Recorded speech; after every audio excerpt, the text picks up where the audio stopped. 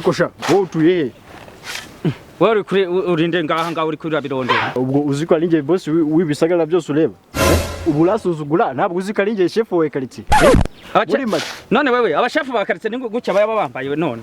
ndabona iki ni stamp urayizi like Zina jimana narakinze ndabona. Uraza muri quartier nka imitimbo wowe wazanye nande Narizanye.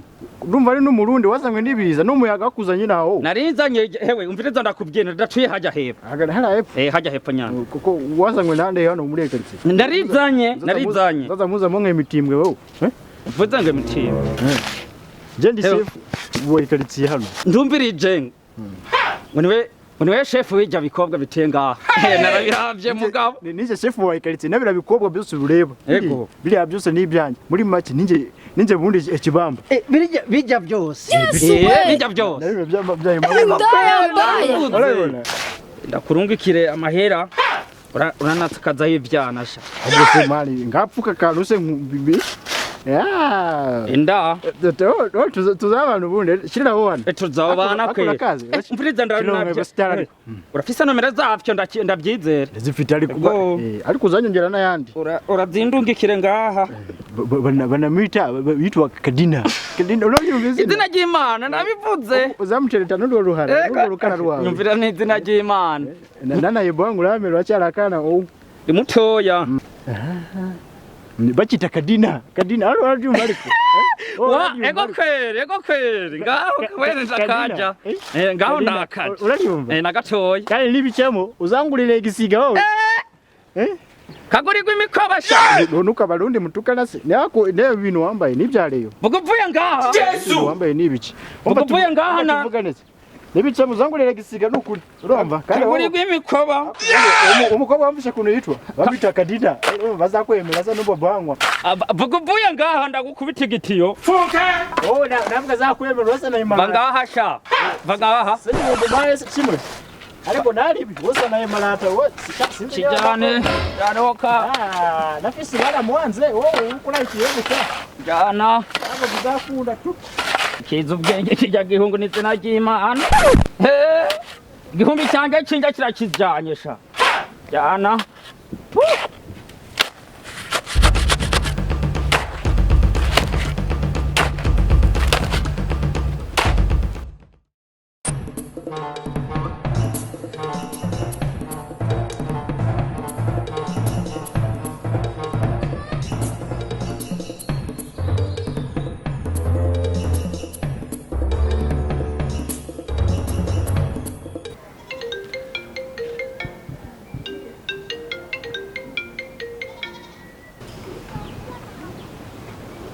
Halo. Mezute dia. Urinde se kandi wo. Hewe ndi umuhanzi w'ijya quartier yanyu. Ndakuririmbire. Ngaho ndirimbe.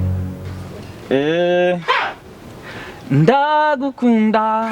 Ndagukunda. Imwe na rimwe mvura amagambo mbivugamo. Numva naguhobera gusa ngatuza. Urukundo rwanjye, urubavu rwanjye. Ibyo ntukabishidikanyeho. Kuko ndagukunda. Ndagukunda. Sheri. Nukurakoze. Ejo nzaza nangorane kweri. Ntacyo uzaza unsure. Nzaza. Nzakuzanira iki? Icyo uzanzanira. Ego. Ntacyo uzaza n'icyo ubona nawe kinkwiye. Nzaza sheri. Nzaza kweri. Nzaza.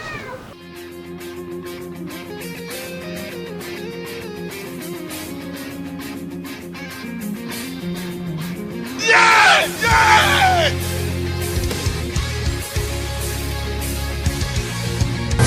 Oh shit! Oh shit!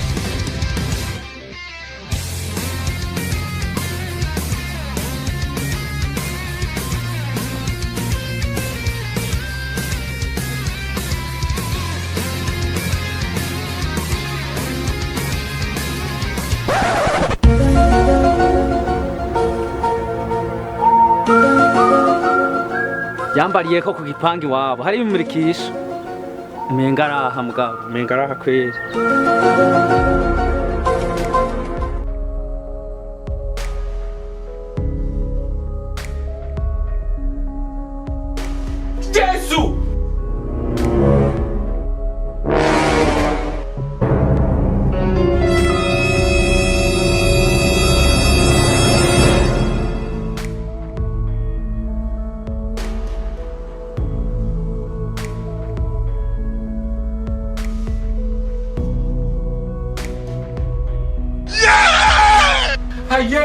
Me by me.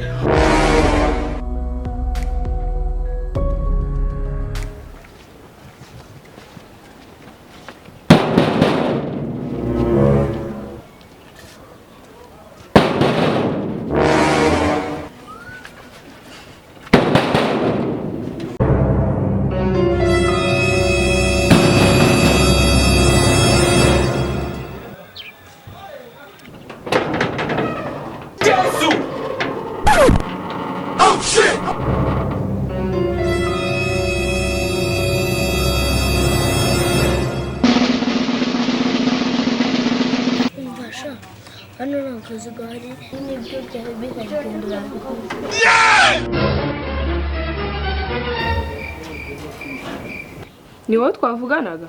Ego. Okay. Keke kutaza. Ntabwo nakwinjira muri iyo nzu kujya muri icyo kigabo gitambitse imbere. Ngaho injira. Taka uri mwari bwami.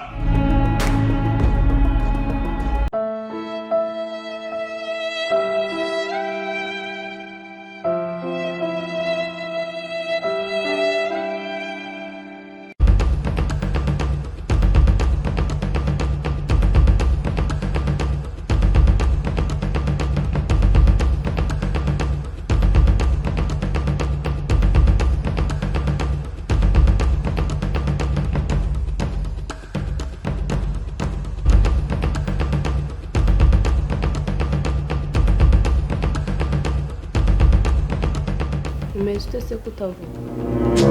Ngorane. Ibise n'ibiki? Nyaga ifuti nakuzaniye.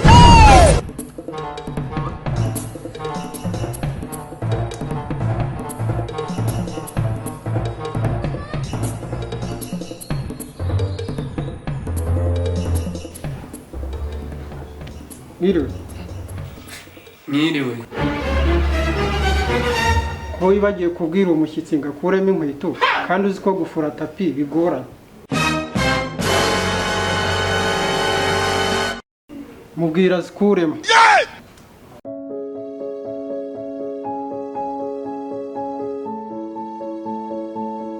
It was at this moment that he knew he fucked up.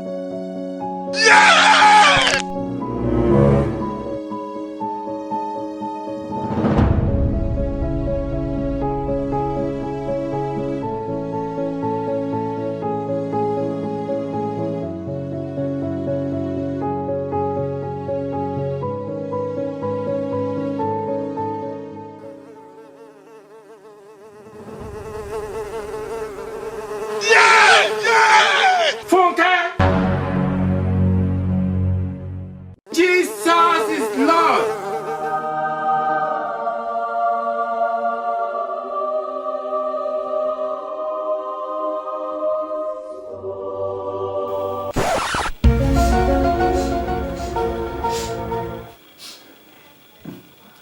Mana, ahamuheruka gutega inyuma. Ndi kumva icyuka kiri kunuka nabi kirenze n'ikindi. Yesu!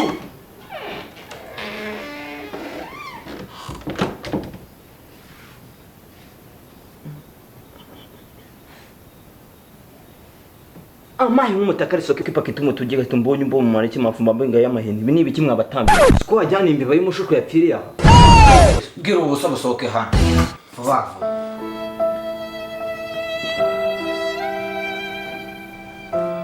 Wibagiwe n'ibibonde byawe sha vuba wowe nyoko kadogo wowe so ni mbesenjo Nuruno gwigondo nuko agaca zinuka byahise mureka nsenge ndatwika kakireba undi n'ubu busa wabukuyeho ubundi Jesus is Lord. nabyo by'abacengeje vuba wowe